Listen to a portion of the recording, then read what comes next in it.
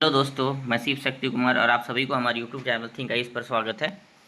और आशा करते हैं कि आप सब ठीक होंगे और 17वीं बीपीएससी का तैयारी ठीक से चल रहा होगा। तो हमारा अगला जो करंट अफेयर क्लासेस चल रहा है, जो जिला वाइज करंट अफेयर क्लास चल रहा है, उसको हम अगला जिला जो हमारा है वह जमुई जिला है। और जमुई जिला के करंट अफेयर का हम लोग स्टैटिक्स पोर्शन को और जो करंट अफेयर साल भर में चर्चा में रहा उसको देखेंगे। तो पहला जो हमारा महत्वपूर्ण फैक्ट है या प्रश्न है कि जमुई जिला में विश्व स्तरीय पक्षी संग्रहालय बनाया जा रहा है। कहाँ? तो जमुई जिला में। कहाँ बनाया जा रहा है? तो जमुई जिला में बनाया जा रहा है। कहाँ? विश्व स्तरीय पक्षी अभ्यारण्य। दूसरा महत्वपूर्ण प्रश्न है कि कितना एकड़ का होगा? तो यह 12 एकड़ में तैयार किया जाएगा। या कितना एकड़ में तैयार किया जाएगा? तो 12 एकड़ में तैयार किया जाएगा।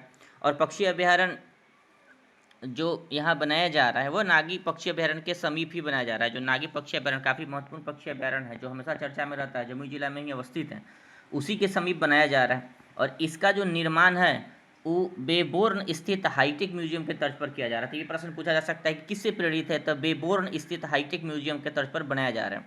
यह बिहार का पहला बर्ड म्यूजियम है। यह बिहार का पहला बर्ड म्यूजियम है, इसको याद रखिएगा। यह बिहार का पहला बर्ड म्यूजियम है।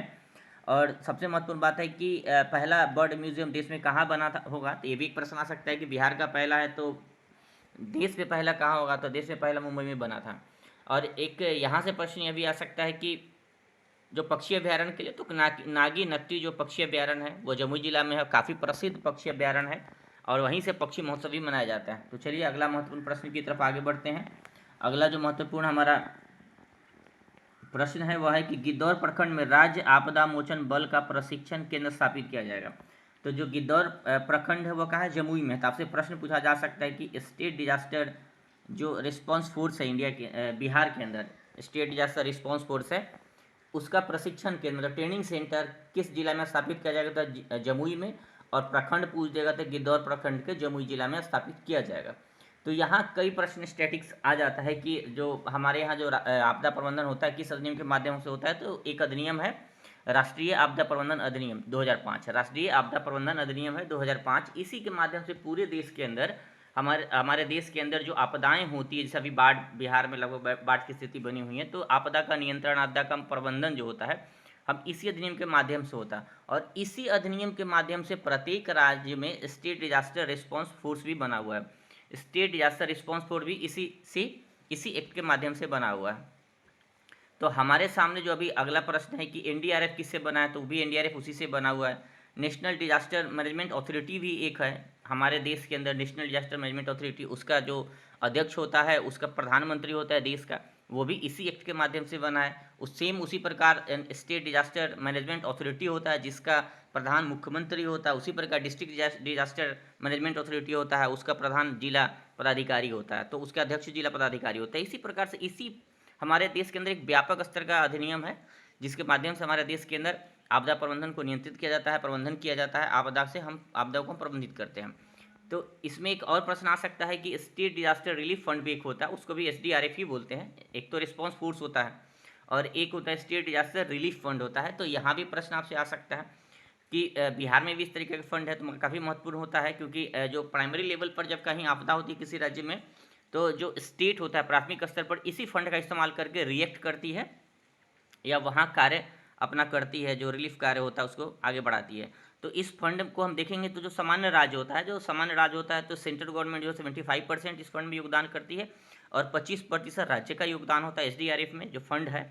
और जो विशेष राज्य भारत में 10-11 राज्य है, वहाँ 90-10 का रेशियो, यानी कि केंद्र सरकार 90% धन देती है और राज्य सरकार जो है 10% धन देती है। एक और महत्वपूर्ण प्रश्न है कि जो एनडीआरएफ है, नेशनल डिजास्टर रिस्पांस फोर्स जो है, उसका एक बटालियन भी बिहार में है। तो ये भी प्रश्न आ सकता है कि एनडीआरएफ का बटालियन बिहार में कहाँ है? तो एनडीआरएफ का 9वां बटालियन पटना के बिहटा में अवस्थित है।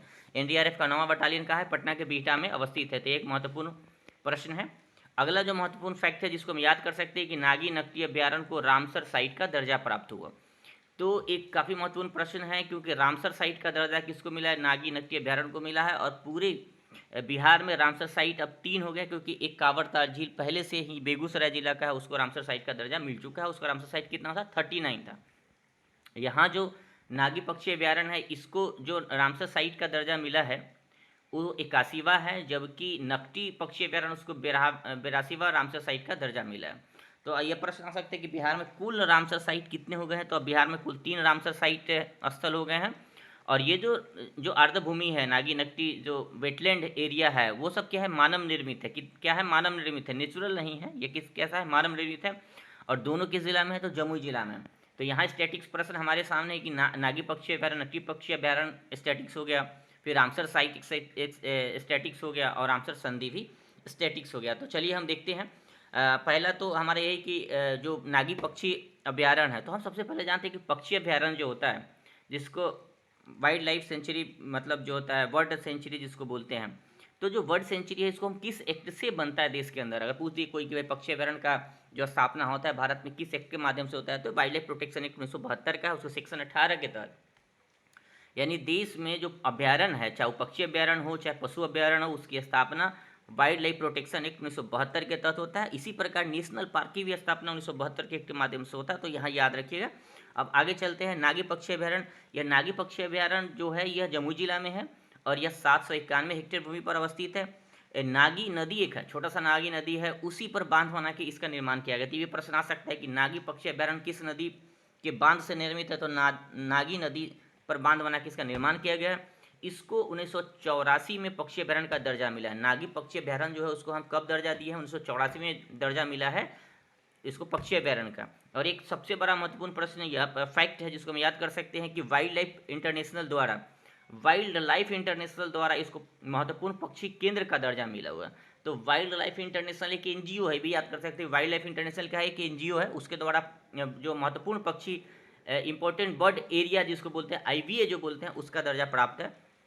और नागी पक्षी अभ्यारण्य में एक महत्वपूर्ण पक्षी जो पाया जाता है वह है बार हेडेड गीज की बड़ी आबादी पाई जाती है। अब अगला महत्वपूर्ण जो फैक्ट है हमारे स्टैटिक्स पोर्शन में है कि नकटी पक्षी अभ्यारण्य के बारे में।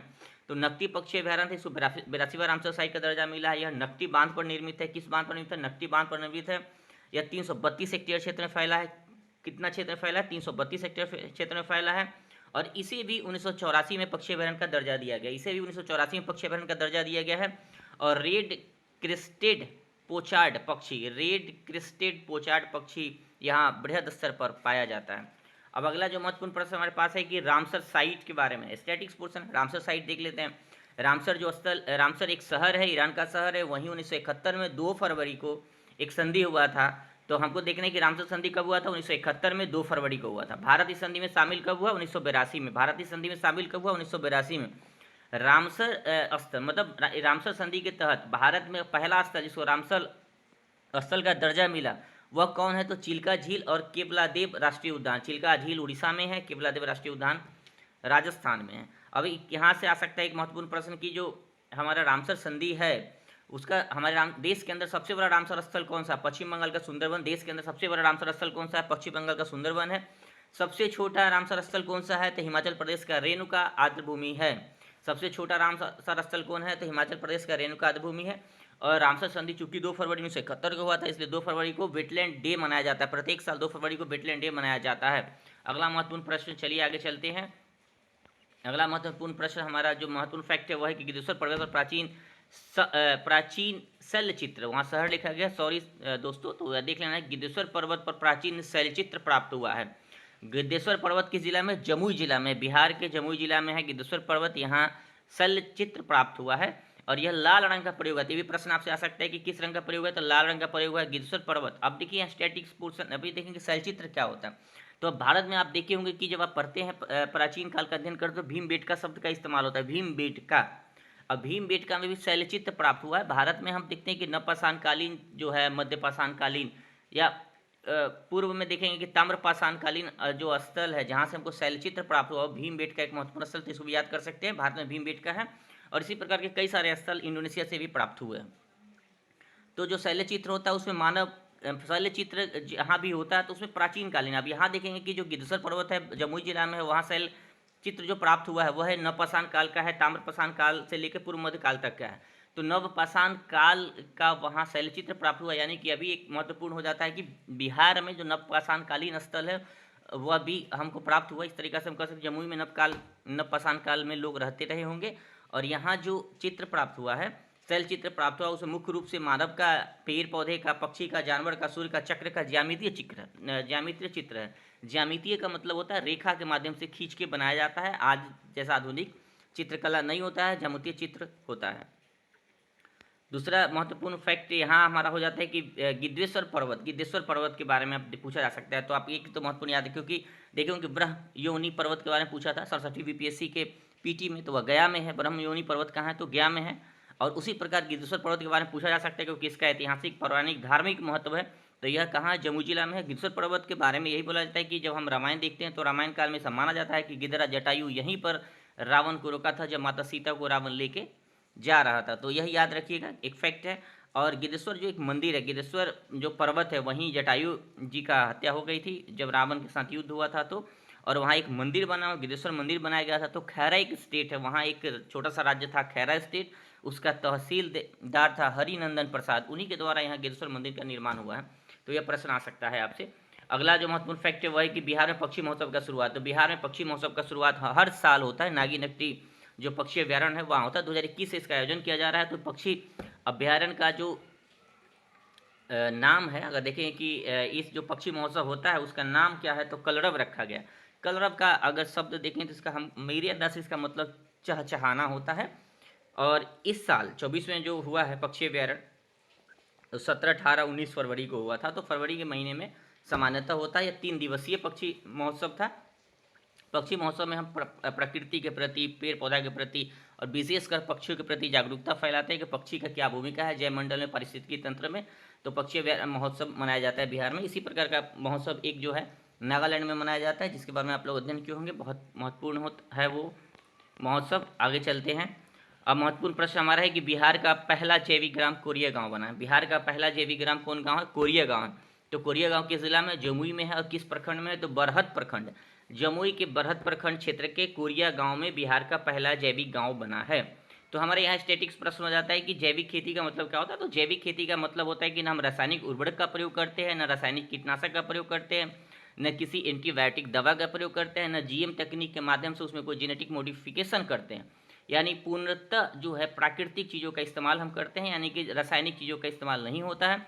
जैविक उर्वरक, गोबर आदि का इस्तेमाल करते हैं, जैविक कीटनाशक का प्रयोग करते हैं। और यह सतत कृषि के लिए जो हमारे पास नेशनल एक्शन डिजास्टर प्लान है, जिसमें 8 महत्वपूर्ण है, उसमें सतत पोषणीय कृषि भी है।